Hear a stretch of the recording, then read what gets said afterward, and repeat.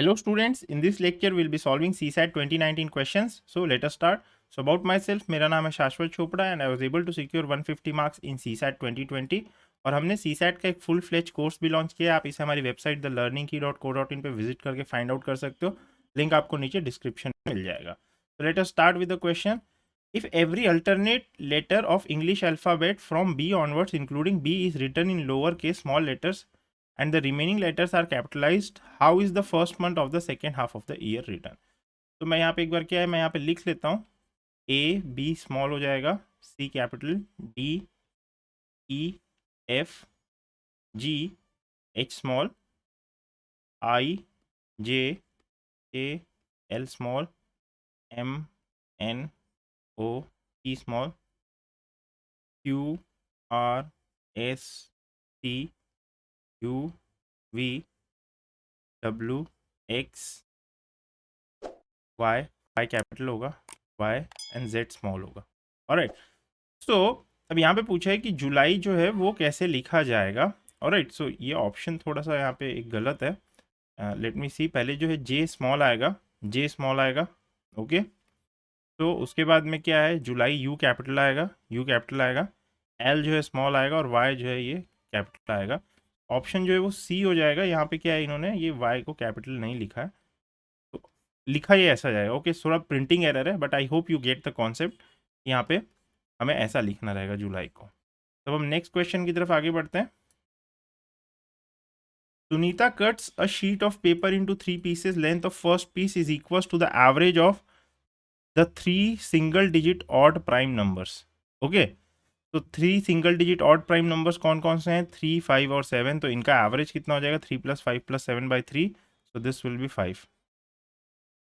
तो जो फर्स्ट है, फर्स्ट पीस ऑफ पेपर, उसका जो लेंथ है वो कितना है, 5 है. Length of second piece of paper is equal to that of the first.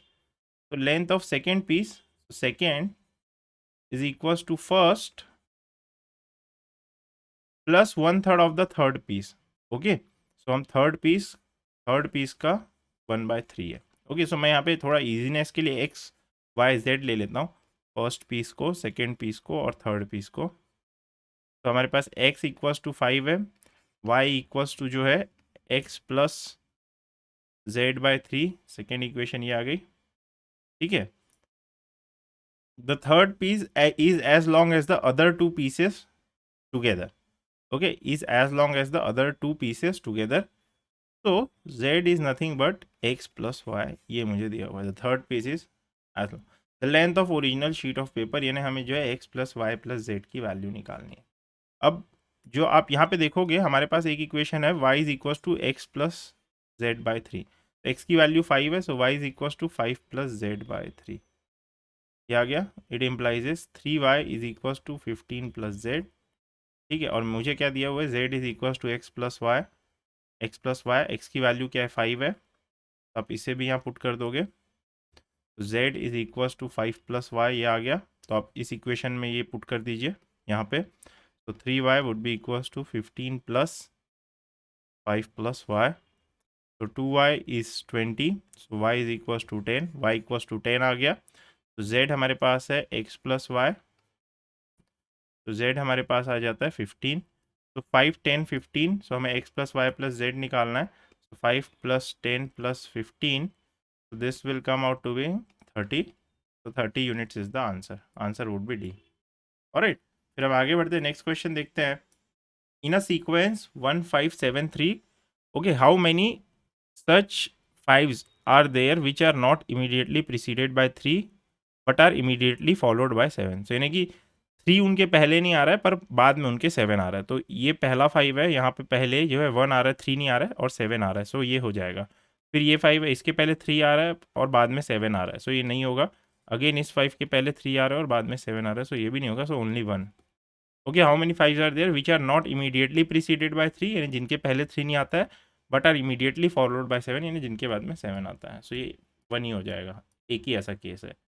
फिर ये जो है ब्लड रिलेशन से आया. Joint family consist of 7 members. ठीक है. 7 मेंबर्स हैं, ABCDEFG with 3 females. So 3 females हो गए. सो अगर 7 मेंबर्स हैं तो बाकी 4 जो है वो मेल्स हो जाएंगे. जी इज़ अ विडो ठीक है, जी जो है वो विडो है, जी विडो है, and is sister in law of D's father F. तो डी का जो फादर है F, alright, so let me draw. D का जो फादर है ये ऐसा हो जाएगा, एफ तो फादर है तो ये मेल हो जाएगा, तो एफ जो है वो मेल है, डी का फादर है, ठीक है। और जी जो है इसकी सिस्टर इन लॉ है, तो जी इसकी सिस्टर इन लॉ है, यानी कि इसका कोई वाइफ होगा एफ का जिससे ने मैरी किया है, और जी उसकी सिस्टर है, तो ये फीमेल हो जाएगी, not male, sorry, this will be female. Let me rub this. तो ये फीमेल है, मुझे नहीं पता ये कौन है, मैं इसे रेड कलर से बना लेता हूँ, एक्स अभी हमें नहीं पता, हम इसे निकालेंगे, ठीक है। ये दिया है B and D are siblings, so B और डी जो है वो सिबलिंग्स हैं, तो सिबलिंग्स में आप ऐसा बना लोगे, बी और डी सिबलिंग्स हैं। ए इज डॉटर ऑफ बी, तो ए जो है वो बी की डॉटर है, ए जो है वो बी की डॉटर है, ए जो है वो फीमेल हो गई, ठीक है। एफ जो है वो मेल है, ऑलराइट, फिर वापस से रब करके क्लियरली बना लेता हूँ यहाँ पे थोड़ा सा, alright. C is cousin of B, C जो है वो कजन ऑफ बी है, सी जो है वो कजन ऑफ बी है, ये मुझे दिया हुआ है, ऑलराइट। देन हु इज ई, सो अब देखिए यहाँ पे 1 2 3 4 5 6 मेंबर्स आ गए हैं पूरे के पूरे, तो एक ही मेंबर बचा है ई, वो कहाँ फिट होगा, यहाँ पे। ई क्या है, फीमेल है, और क्या है वो, वाइफ ऑफ एफ है, तो यहाँ पे वाइफ ऑफ एफ आ गया। फिर ग्रैंड मदर ऑफ ए आएगा क्या, यस आएगा ग्रैंड मदर ऑफ ए, क्योंकि ये थर्ड जनरेशन है, ये जो है इसका डॉटर है, और ये जो है इसका क्या है, सिबलिंग है, बी, बी जो है वो डी का सिबलिंग है, तो वो ई क्या है, ई जो है वो मदर ऑफ डी है, और उसका सिबलिंग बी है, और उसका डॉटर जो है वो ए है, ये। तो सेकेंड भी करेक्ट है, और आंट ऑफ सी भी हो जाएगा, ये भी करेक्ट है, तो 1 2 3 डी ऑप्शन हो जाएगा। आई होप क्लियर है कैसे किया हमने, जो इन्फॉर्मेशन दी आप उसको लिखते जाइए, हो जाता है। फिर how many triplets x y z satisfy the equation x plus y plus z equals to 6। तो अब यहाँ पे जो पॉसिबिलिटीज हो सकती है 1 2 3, एक तो ये हो सकता है कि 1 + 2 + 3 क्या होता है, 6 होता है, तो इसमें अब कितने हो सकते हैं, इनके कितने कॉम्बिनेशन हो सकते हैं पॉसिबल, मतलब इनके परमुटेशन नॉट कॉम्बिनेशन, तो ये कितने पॉसिबल हो सकते हैं, 3 फैक्टोरियल, ऑलराइट। तो ये तो 6 हो गए पहले, क्योंकि आप जो है 1 2 3 लिख सकते हो, 2 1 3 लिख सकते हो, ठीक है, 3 2 1 लिख सकते हो, तो टोटल 6 वेज हैं जिनसे आप एक्स वाई जेड को अरेंज कर सकते हो। उसके बाद एक कॉम्बिनेशन जो है वो 4 1 1 का पॉसिबल है, 4 + 1 + 1 भी जो है वो जो है 6 होता है, ऑलराइट। और यहाँ पे लिखा है x y z are natural numbers, यानी कि x comma y comma z are greater than 0, ये कंडीशन भी होनी चाहिए। तो 4 1 1, 4 + 1 + 1 भी 6 होता है। तो इस केस में क्या होगा, आपके पास होगा 3 फैक्टोरियल डिवाइडेड बाई 2 फैक्टोरियल, क्योंकि दो सिमिलर हैं, तो यहाँ पे टोटल नंबर ऑफ वेज 3 हो जाएंगे, ये हो गया। अब एक पॉसिबिलिटी होगी जब तीनों 2 हो जाएं, 2 + 2 + 2 भी क्या है, 6 होता है, सो ये 1 पॉसिबिलिटी हो जाएगी। So 6 + 3 + 1, let me change the pen colour, so 6 + 3 + 1, so ये हो जाएगा 10, so answer would be D, alright. I hope clear है, 1 2 3, फिर 4 1 1 और फिर 2 2 2, ये हो गया। और 2 2 2 में एक ही केस होगा, अगर तीनों 2 हैं तो आप कैसे भी अरेंज कर लीजिए, सेम ही आएगा, ऑलराइट। तो अब ये बॉडमास का क्वेश्चन है, if dollar means divided by, at the rate means multiplied by, hash means minus, then the value of 10 - 5, at the rate का क्या मतलब है, मल्टीप्लाइड 1, और डॉलर क्या है, डिवाइडेड बाय 5, ये यहाँ पे लिखा हुआ है। तो हम यहाँ पे बॉड मास लगाएंगे, सो 1/5 बॉड मास रूल में पहले क्या आता है, डिवाइड होता है, सो 1/5 हो जाएगा, फिर मल्टीप्लाई एंड 10, सो ये हो जाएगा, फिर मल्टीप्लाई आप करोगे तो ये 1 हो जाएगा, सो 10 - 1 इज 9, सो आंसर 9 आ जाएगा, डी आ जाएगा, ओके, सिंपल है। लास्ट क्वेश्चन में मैं एक बार और वापस से समझा देता हूँ, अगर किसी को कोई डाउट है।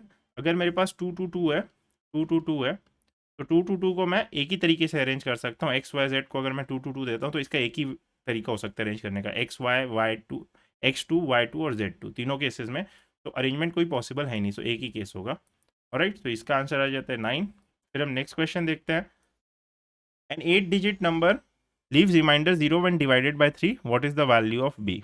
तो यहाँ पे जो दिया 4 2 5 2 7 4 6 बी, ये दिया हुआ है, ओके। सो ये कब हो सकता है 3 से डिवाइड, ये 3 से डिवाइड तब होगा जब इसका सम ऑफ डिजिट जो है वो 3 का मल्टीपल होगा। सो आप पहले इसका सम ऑफ डिजिट ले लीजिए, 4 + 2 + 5, तो ये होता है 6 9, फिर 9, और फिर ये आ रहा है 10 B, okay. So this is 9, this is 9 and this is 10, this is 28 plus B. ठीक है, तो अब कितनी वैल्यूज पॉसिबल हैं बी की, हमें ये निकालना है। ओके, सो अब देखिए अगर बी की जो वैल्यू है वो 2 होती है तो ये कितना हो जाएगा 28 प्लस 2, तो ये 30 हो जाएगा, ये 3 से डिविजिबल है। अगर बी की वैल्यू जो है 5 होती है तो भी ये क्या हो जाएगा 28 प्लस 5, तो ये 33 हो जाएगा। और अगर बी की वैल्यू 8 होती है तो ये हो जाएगा 36। तो 3 वैल्यूज पॉसिबल हैं बी की। ऑलराइट, और बी जो है वो सिंगल डिजिट होना चाहिए क्योंकि वो यहाँ पे 10 11 आप ऐसा नहीं ले सकते हो, सिंगल डिजिट होगा। तो बी यहाँ पे सिंगल डिजिट होगा, तो इसीलिए जो है आपके पास आ जाता है वैल्यू आ जाती है 3 वैल्यूज। ओके, यहाँ पे जो बी है वो सिंगल डिजिट होगा ऐसा। ऑलराइट, सो हम आगे बढ़ते हैं। तो अब ये इंटरेस्टिंग क्वेश्चन है, ये 3 क्वेश्चन एक साथ हैं। सो अब हम इसको करने की कोशिश करते हैं। ठीक है, कैसे करते हैं देखते हैं। तो 6 स्टूडेंट्स हैं A to F appeared in several tests, either C और F scores the highest। तो हाईएस्ट या तो C आएगा या तो F आएगा, या तो C या तो F आएगा highest. When ever C scores highest E scores the lowest, तो E लोएस्ट ले आता है अगर C हाईएस्ट ला रहा है तो। Okay, when and E scores whenever F scores the highest B scores the least। so अगर F हाईएस्ट स्कोर कर रहा है तो B जो है वो लीस्ट स्कोर करेगा। ये हो गया। in any test in all the tests sorry in all the tests they got different marks, D scores higher than A। so कोई भी टेस्ट हो उस केस में क्या है D जो है वो higher than A स्कोर करता है, so D greater than A score करता है। ठीक है, but they are close competitors, यानी क्लोज कॉम्पिटिटर्स हैं, ये एक दूसरे के क्लोज कॉम्पिटिटर्स हैं। तो मैं इसे जो है ऐसा बना लेता हूँ ग्रीन बॉक्स से, क्लोज कॉम्पिटिटर्स हैं। ओके, ए स्कोर्स हायर देन बी, ए जो है वो बी से हायर स्कोर करता है हमेशा। And C scores higher than A, तो सी भी जो है वो ए से ज़्यादा स्कोर करता है, सी भी जो है वो ए से ज़्यादा स्कोर। मुझे ये नहीं पता कि डी और सी में कौन सा बड़ा होगा। ऑलराइट, सो अब हम यहाँ पे देखते हैं। फर्स्ट यहाँ पे पूछा है if F stand second in the ranking then the position of B is. देखिए अब फर्स्ट पोजिशन पे या तो सी आ सकता है या एफ आ सकता है। क्वेश्चन में क्या दिया है, एफ को सेकेंड पोजीशन में डाल दिया है, तो फर्स्ट क्या हो जाएगा सी हो जाएगा क्योंकि फर्स्ट यही दोनों। एफ जो है वो सेकेंड आ रहा है यहाँ पे, सी फर्स्ट हो गया। देन पोजीशन ऑफ बी पूछा है, सो पोजीशन ऑफ बी पूछा है। सो देखिए अब क्या है, मुझे ये पता है कि जो डी और सी है इनमें से बड़ा कौन सा होगा, पहले तो आप ये देख लीजिए। डी और सी में जो बड़ा है ना वो क्या होगा हमारे पास, सी होगा, क्योंकि डी और ए क्या है क्लोज कॉम्पिटिटर्स हैं, डी और ए क्लोज कॉम्पिटिटर्स हैं। तो अगर मैं D greater than C greater than A लिखता हूँ तो ये जो लाइन लिखी हुई है but they are close competitors, तो ये इनवैलिड हो जाएगी। इसीलिए मेरे पास जो आ रही है वैल्यू वो मेरे पास आएगी C is greater than D is greater than A, तभी ये क्लोज कॉम्पिटिटर्स होंगे। तो आप इसे यहाँ लिख सकते हो फिर। ठीक है, तो C greater than D greater than A, तो सी तो फर्स्ट है ही, उसके बाद क्या आ गया यहाँ पे डी आ गया, फिर ए आ गया, फिर बी आ गया। ऐसा आपका अरेंजमेंट होगा। Okay, D A B. So मेरे पास ये जो अरेंजमेंट है मैं इसे एक बार ना वापस से पूरा लिख लेता हूँ। ये मेरे पास हो जाएगा C greater than D greater than A greater than B, ये मेरे पास आ गया। और जहाँ डी और ए जो है वो क्लोज कॉम्पिटिटर्स हैं ये दिया हुआ है। Alright, just a second, late me रब ऑल दिस हियर।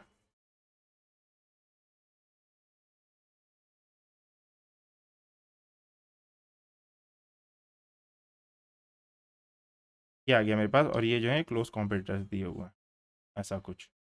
ऑलराइट, तो अब हमने इसका कर लिया। यहाँ पे क्या लिखा हुआ है, हमें क्या दिया हुआ है यहाँ पे कि जो एफ है वो सेकेंड पोजीशन पे, तो रैंकिंग ऑफ बी पूछा गया, तो रैंकिंग ऑफ बी क्या हो जाएगा, फिफ्थ हो जाएगा इस केस।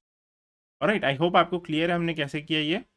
ठीक है, एफ सेकेंड पे है तो सी फर्स्ट पे हो जाएगा, ई लास्ट में हो जाएगा जैसा दिया हुआ है। तो पोजिशन ऑफ बी हमें निकालना है। ऑलराइट, फिर हम नेक्स्ट क्वेश्चन देखते हैं। If B scores the least then the rank of C will be. तो बी जो है वो लीस्ट स्कोर कर रहा है, सो सेकेंड वाला केस हो गया। बी जो है वो लीस्ट स्कोर कर रहा है, सेकेंड वाला केस। तो रैंक ऑफ सी पूछा गया है, सो रैंक ऑफ सी हमें बताना है। ऑलराइट, सी अगेन बी जो है वो लीस्ट स्कोर कर रहा है, तो देखो बी के आगे क्या होगा, ए होगा, और इसके आगे डी होगा, और इसके आगे जो है वो सी होगा, और ई भी हो सकता है। तो अब मुझे नहीं पता कि सी और ई कहाँ फिट बैठेंगे। ऑलराइट, अगर बी लोएस्ट स्कोर कर रहा है तो मुझे ये पता है कि एफ जो है वो हाईएस्ट स्कोर करेगा, पर सी और ई में कौन कहाँ बैठेगा वो मुझे नहीं पता। तो ये सेकेंड हो सकता है या थर्ड हो सकता है, दोनों केसेस पॉसिबल है। आइदर सेकेंड और थर्ड ऑप्शन जो है वो डी हो जाएगा। तो बी अगर लीस्ट स्कोर कर रहा है तो एफ जो है वो हाईएस्ट स्कोर करेगा, बाकी आप अरेंजमेंट कर दोगे जैसा हमने किया। तो ई का हमें बताया नहीं कुछ, सो दोनों हो सकता है, यहाँ पे डी हो जाएगा। फिर हम नेक्स्ट क्वेश्चन देखते हैं। If E is rank third, तो ई को आपने थर्ड रैंक कर दिया है, ई को आपने थर्ड रैंक कर दिया है, ठीक है। तो ई के पहले 2 पोजीशन बची हुई हैं और यहाँ पे 3 पोजीशन बची हुई है। Then which one of the following is correct, ठीक है। If E is rank third, so which of the following is correct.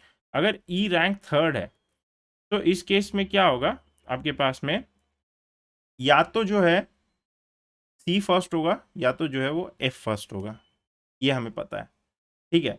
या तो सी फर्स्ट होगा या तो एफ फर्स्ट होगा, दोनों में से एक ही केस हो सकता है, ठीक। उसके अलावा मैं जो हमारा बेसिक है इसे मैं नीचे नोट डाउन कर लेता हूँ। C greater than D greater than A greater than B, C D A B, ये अरेंजमेंट मैं नोट डाउन कर लेता हूँ। सी डी ए बी, ठीक है। तो या तो सी होगा या तो ये। तो if E is rank third then which of the following is correct, ठीक है। कौन सा करेक्ट है हमें ये देखना है। अब देखिए, पहला केस ये हो सकता है जब सी को हाईएस्ट मार्क्स मिल रहा है, ठीक है। तो हम फर्स्ट केस वो ले लेते हैं जब सी को हाईएस्ट मार्क्स मिल रहा है, ठीक है। अभी हमें बस ई थर्ड रैंक पे दिया हुआ है, ये हमें पता है। तो अगर सी को हाईएस्ट मार्क मिल रहा है तो लास्ट में कौन आ जाता है, ई आ जाता है, लास्ट में ई आ जाता है। तो ये वाला केस पॉसिबल नहीं है क्योंकि लास्ट में ई नहीं आ सकता, ई जो है वो थर्ड पोजीशन पे ये दिया हुआ है, तो ई लास्ट में नहीं आ सकता। सो यानी इस केस में फर्स्ट कौन आएगा, इस केस में फर्स्ट आएगा एफ, ठीक है। सो आप ये इसे मैं रब कर देता हूँ। इस केस में फर्स्ट कौन आएगा, एफ आएगा, इस केस में फर्स्ट आएगा एफ। तभी जो है वो ई जो है वो थर्ड पोजीशन पे आ सकता है, क्योंकि सी अगर फर्स्ट आ गया तो ई लास्ट पोजीशन पे आ जाता है, ये पॉसिबल नहीं है। यहाँ पे दिया है ई थर्ड पे, ई थर्ड रैंक पे, ठीक है। और जब एफ को हाईएस्ट मार्क्स मिलते हैं, एफ को हाईएस्ट मार्क्स मिलते हैं तो लास्ट पोजीशन पे कौन होता है, हमेशा यहाँ पे बी होता है। तो लास्ट पोजीशन पे यहाँ पे हमेशा होता है बी, ये हो गया। और हमें यहाँ पे दिया हुआ है बी ए डी, ये दिया है, और राइट ये दिया, और दिस ग्रेटर देन सी, तो सी जो है वो अपने आप सेकेंड पोजीशन में यहाँ पे आ जाएगा, क्योंकि डी और ए क्लोज कॉम्पिटिटर्स हैं तो हमेशा पास में रहेंगे, और राइट। तो सी जो है वो सेकेंड पे आ जाएगा। तो यहाँ पे जो दिया C gets more marks than E, ये आपका ऑप्शन बी हो जाएगा, C gets more marks than E. A is ranked fourth, नहीं ए फोर्थ नहीं है, ए जो है वो फिफ्थ पोजीशन पे, and D is rank fifth, ये भी गलत है, डी जो है वो फोर्थ पोजीशन पे। तो आपका ऑप्शन बी हो जाएगा। आई होप ये क्लियर है कि हमने लास्ट वाला कैसे किया, क्योंकि हमें ये पता है ई थर्ड रैंक पे तो एफ को फर्स्ट पोजीशन पे होना पड़ेगा, तभी ई थर्ड रैंक पे हो। Alright, so very thank you for this lecture.